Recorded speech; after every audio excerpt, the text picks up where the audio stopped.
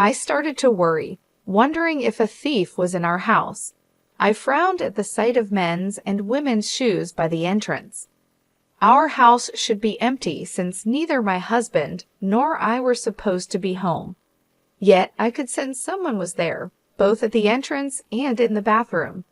The loud, crude voice coming from the bathroom made it clear that someone was enjoying themselves. It's not unusual for husbands to invite their mistresses over when their wives are away, but that couldn't be the case here. This voice couldn't have been my husband's. He was standing right next to me, staring at the bathroom with a pale face. My name is Jessica, and I've been married to Adam for 3 years. We both work, so we don't have any children yet. However, I believe we have a peaceful and loving life, spending our days off going out or traveling. Thankfully, neither our parents nor in-laws pressure us about having children. In fact, they live nearby, which allows us to maintain a good relationship and gather for family dinners. The slightly old but beautiful house we rent was recommended to us by our in-laws. We usually host dinner parties once a month, and when we do, my mom and I prepare the meal, enjoying the evening with Dad's favorite wine and the food brought by our in-laws. On that day, Mom had come over in the morning to help prepare for the dinner party, but she seemed unusually quiet and a bit down. While cutting the ingredients, she expressed concern, saying things like, "Do we really need this much? We might not be able to finish it all." This was not like her. "Mom, what's wrong?" "We've only prepared the usual amount for today," I asked. She looked at me with surprise and then laughed it off. "I'm sorry, dear. It's just that Dad has been eating less lately, and I'm worried." "Really? Is Dad not feeling well?" I asked. My dad has been a self-made businessman since his youth, the so-called entrepreneur. He's always been focused on work. When I was a child, I barely remember my dad playing with me on his days off. Even though I don't have many memories of him being around, I still worry about him. It bothers me to think that he might be working himself sick. Mom seemed hesitant to say anything, probably not wanting to worry me, but she finally opened up. "It's not an illness. Dad is perfectly healthy, but he's been acting distant lately. He's been criticizing dinner and making comments about how plain my clothes are." Why would he say such things? I thought, it's awful that he would say that to Mom, who has always been the heart of our home. But Mom brushed it off, saying, "I'm fine. Maybe Dad is just a bit stressed from starting a new business." She insisted she was okay, and although I was still concerned, we let the conversation fade and got back to cooking. Today, we plan to prepare a special meal, including Dad's favorite steak and pie as a way to support his new business venture. Adam, my husband, was busy as usual, unable to relax until everything was spotless. He's very particular about cleanliness, and even when it's just family, he always makes sure the entrance and living room are perfectly clean before we have guests. As I started tidying up the garden, Dad, my mother-in-law Teresa, and my father-in-law Eric arrived. "Jessica, can I have a word?" Teresa called out to me just as I was checking the pan to cook the steak. She looked serious as she walked into the kitchen, and without saying a word, she handed me a box that looked like a gift. Puzzled, I took it, and when I opened it, I saw the logo of a famous steak restaurant. Inside were thick, high-quality steaks with a mouth-watering aroma. It turned out that we had accidentally prepared the same dish. I thought it would be easy enough to just cook fewer steaks. After all, it wasn't the first time our gifts had coincidentally matched. I smiled and said, "Wow, did you go out of your way to buy this?" "We heard it was a celebration, but you could have told us about the steaks." "This is a bit awkward. Should we just serve the gifted steaks today?" Teresa replied, "But you and Adam can still eat them, right? We're not young anymore, and too much meat can be a bit heavy on our stomachs." I found myself speechless. Everyone in the family is nearing 50. and it felt wrong to prepare so much food only for it to go to waste, especially after Mom had helped with the preparations. "You should have said something. How thoughtless," Teresa remarked as she left the kitchen. Her comment surprised me, but she didn't notice my reaction as she walked out with the steaks. It was the first time anyone had said something like that to me. We never coordinated gifts before, and even when we ended up giving the same thing, we usually laughed about it. In the past, our gifts had always been sweets or similar items. I felt a bit uneasy, but I thought maybe the expensive gift had upset her, so I didn't think about it too much. At the dinner party, Dad was thrilled with the steak from the high-end restaurant. Mom seemed to understand my situation with just a glance, and, without mentioning the steaks we had prepared, pretended to be just as happy. After Teresa, Eric, and Dad left, Mom cleverly used the leftover ingredients to make beef stew before they were cooked. "We could have still had the steak," I said. "You both would have gotten tired of steak. This way, you can take it home," Mom replied, packing her share in a food container.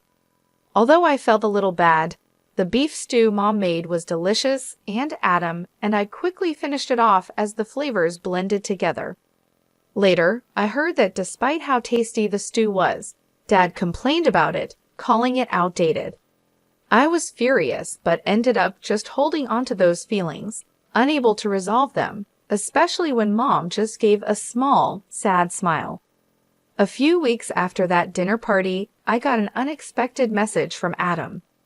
He was supposed to be away on an overnight business trip, but it had been canceled due to changes on the client's side. He told me he would be coming home as usual. Since he was supposed to be away for 5 days, I had planned to spend some time at my parents' house, but with him coming home, my plans changed. I called my mom to let her know, and then met up with Adam to head home together. When we arrived home, I noticed something strange. "Did we forget to turn off the lights?" I asked, feeling sure that I had turned everything off before we left. The light was on near the entrance, and concerned about the waste of electricity, I apologized. But Adam reassured me, saying, "Don't worry about it," as he inserted the key into the front door. Then he suddenly fell silent. "What's wrong?" I asked. "The front door is unlocked," Adam replied, making me freeze. Thinking it might be a burglar, I quietly took out my phone and started recording. I nodded to signal Adam, and he slowly opened the front door. "Whose shoes are these?" he asked, pointing to a pair of men's leather shoes and women's pumps in the entryway. It was clear these shoes didn't belong to us. If these were Adam's shoes, and he wasn't here right now, I might have suspected he was cheating by bringing another woman home. But since he was right here next to me, it meant someone we didn't know was in our house. Sensing my worry, Adam grabbed his umbrella, ready to use it if needed, and moved forward. We noticed the living room light was on, and there was food scattered on the table, as if someone had bought it recently. This didn't seem like something a burglar would do, I thought. Then I heard a voice getting closer, and it became clear the sound was coming from the bathroom. Whoever was speaking was inside the bathroom. The voice was rough and unsettling, and I could see why Adam was so creeped out. It was disturbing to think that someone was using our home without us knowing. Curious and worried about who could be doing this, I slowly opened the bathroom door and immediately saw some clothes thrown around. "Ah!" I gasped, unable to hold back the sound. The clothes were unmistakably my dad's. His large jacket, neatly hung on a hanger, was the one he had worn at the dinner party just the other day. The shirt and pants, carelessly discarded, were all too familiar. Mom had left just a few hours ago, so there was no way she could be here. It looked like Dad had brought another woman into my home for an affair. The realization made me frown as I looked up at Adam, wondering how I could explain this to him. He was staring, pale-faced, at a necklace resting on top of the washing machine. I recognized the necklace and the earrings beside it. They belonged to my mom. "This can't be Mom." Adam's words confirmed it. The people using our home for their affair were my dad and Teresa. I pulled Adam, who seemed ready to burst in on them, back to the living room. Moving away from the echoing voices seemed to help him calm down a bit. "Shouldn't we call your mom and my dad?" Adam suggested, though he seemed unsure. The thought of bringing Mom and Eric here now felt like it would lead to a crisis for both families, but I couldn't just ignore what was happening. The vulgar noises were still coming from the bathroom, suggesting they wouldn't come out anytime soon. I contacted Mom, and Adam reached out to Eric right away. "It's about Dad," Adam said. "Your dad told me he was going golfing today. He left early this morning and won't be back until tonight. Should I tell him to call you when he gets back? It seems that Dad is at home with Teresa," I said, unable to mention what was actually happening in the bathroom. But that was enough for Mom to understand the seriousness of the situation. In a tense voice, she said, "I'll be right there," and hung up. Less than 20 minutes later, Mom arrived, looking pale, with Eric right behind her, utterly bewildered. The voices had stopped, but we could still hear the shower running. Thankfully, the loud voices that had filled the hallway earlier were no longer heard. "Adam, what do you mean Teresa is here?" "I told you, Mom went on a day trip with friends and won't be back until tonight," Eric asked, full of questions. We had informed him that Dad was with someone, but whether he was confused or just didn't want to accept it, he avoided looking toward the bathroom. Feeling sorry for Eric, Adam signaled to me, and I started recording on my phone again. Adam made no effort to hide his approach as he stormed into the bathroom. "Hey, what the heck are you doing in our house?" Adam shouted as he pushed the room door open, making a dull sound. Screams from Dad and Teresa were followed by loud arguing between Dad and Adam. Adam, now standing in the doorway, grumbled in disgust. I grabbed a bath towel and tossed it into the bathroom, desperately wanting to avoid seeing them naked. I really didn't want to see that. Behind me, Mom, no longer able to hold back, pushed past me and stormed into the bathroom. She shoved Adam and Teresa aside and, with a voice I'd never heard from her before, dragged Dad out of the room. Eric, finally mustering his courage, followed Mom into the bathroom and pulled Teresa out. Both of them hurriedly dressed in their scattered clothes, and within minutes, they were sitting in the hallway with their hair still damp. All of us, including me, were panting heavily, our shoulders rising and falling with each breath. Mom broke the silence with a thin voice. "Why?" Her question was the start of Dad and Teresa's explanations. It all began with Teresa developing a crush on Dad. And since Dad is a company president, he has connections with some flashy industries. He pays much more attention to his appearance than most men his age, and even I have to admit he looks stylish and sophisticated. Teresa reportedly fell for Dad the moment they met, captivated by his demeanor. Their relationship started to grow during the family gatherings we organized for Adam's and my wedding. Teresa, trying to show herself as a good person, eagerly took charge of planning the dinner parties, gradually getting closer to Dad. At one of these dinner parties, she finally worked up the courage to confess her feelings. Adam, looking sick to his stomach, glared at Teresa, but Dad was also part of the problem. He was drawn to Teresa, who dressed in bold makeup and flashy clothes, exuding a feminine allure, in contrast to Mom, who quietly took care of the home. But both Dad and Teresa had their own families. Mom often worked at the same company as Dad, and on Dad's days off, Eric usually had a similar schedule, so they needed a place to meet in secret. Surprisingly, they chose our home.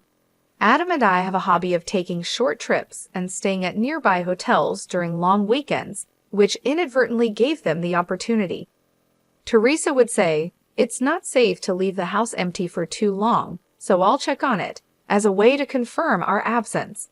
Then she would contact Dad.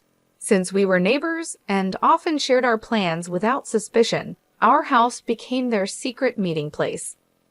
We never gave them a spare key, thinking it was impossible for them to enter, but it seems they secretly took a key during one of the dinner parties and made a copy. They were careful to leave no trace of their presence in our house. They brought their own food, took all the trash with them, collected any hair from the drain after using the bathroom, and wiped down any moisture before leaving. This time, Dad contacted Teresa after hearing that I was going back to my parents' house because of Adam's business trip.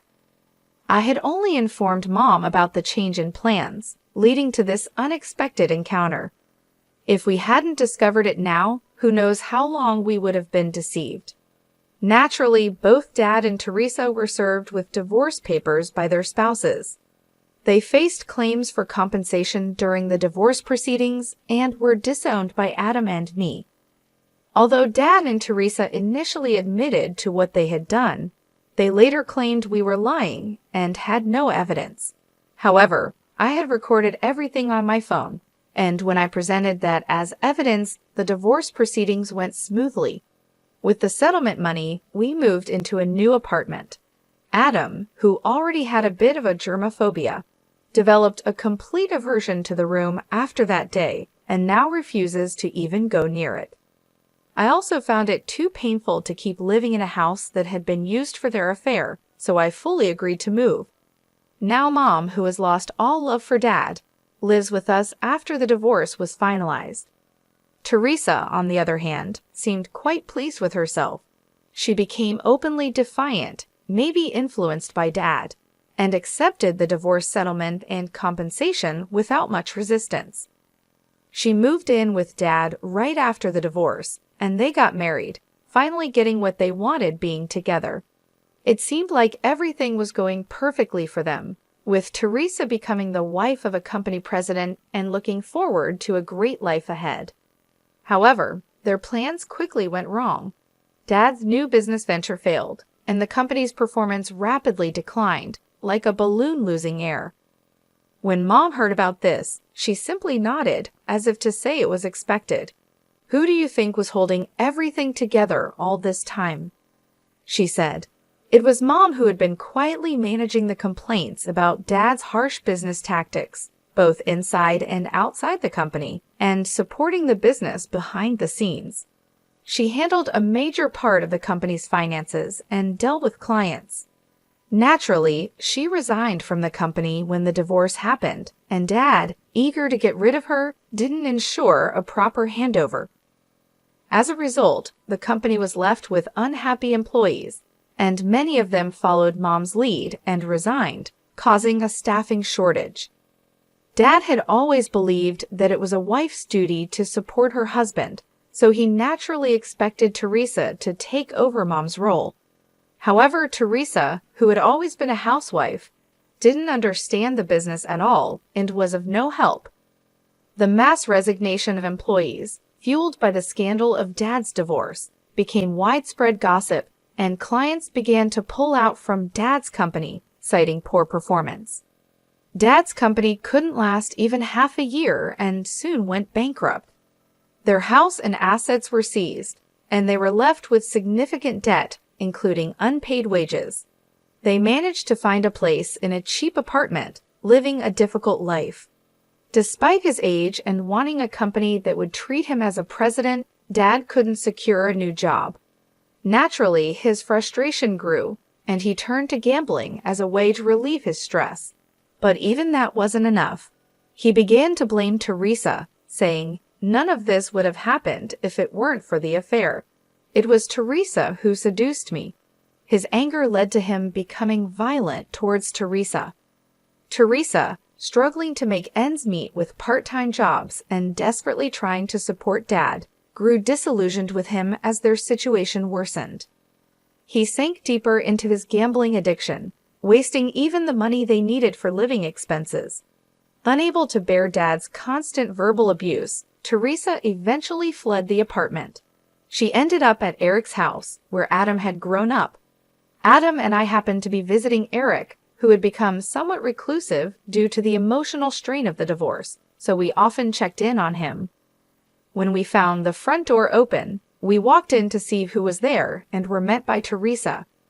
At first, we didn't recognize her. She looked so different that we thought an old woman we didn't know was speaking to us. The once well-groomed Teresa was unrecognizable, now looking worn out. Teresa tried to apologize and seek forgiveness for what she had done in the past. But all I could do was give her a bitter look, thinking it was too convenient for her to ask for forgiveness now. Eric must have been quite shocked to see her, yet he seemed somewhat moved by the return of the woman he once loved. While he was trying to figure out how to ask her to leave, Adam, standing next to him, suddenly clutched his mouth and crouched down. Remembering Teresa's affair in our room, he couldn't hold it in and vomited right there. In a panic, Eric and I rushed to get a trash can and water, and we heard Adam's cries of rejection toward Teresa from behind his back. Feeling sorry for Adam and unsure how to handle the situation, it was Eric who took action. He looked Teresa straight in the eyes and firmly told her there was no chance of reconciliation. "Leave," he said, sending Teresa away with strong words. Teresa seemed deeply affected by her own son's rejection, especially seeing how sick it made him. Without saying another word, she stumbled out the front door and left. Since that incident, Teresa has kept her distance from Eric, and there has been no contact from either Dad or Teresa. It seems our ties with them have been completely severed. Adam was under the weather for a few days, but he has since recovered, and together, we are focused on building a warm and loving home. Mom has shown incredible strength. She quickly found work, made new friends, and is moving on from Dad to enjoy her life. She's planning to rent an apartment for herself once she has saved enough, and I hope she chooses one close to our home. As for Eric, he seems to have brightened up a bit after adopting a stray cat that wandered into his yard. Taking in that one cat has led to more cats gathering at his place, and now it's known in the neighborhood as a popular hangout for cats. The ordeal caused by Dad and Teresa involved the whole family in a tough situation, but those of us who remain have strengthened our bonds and are doing our best to move forward.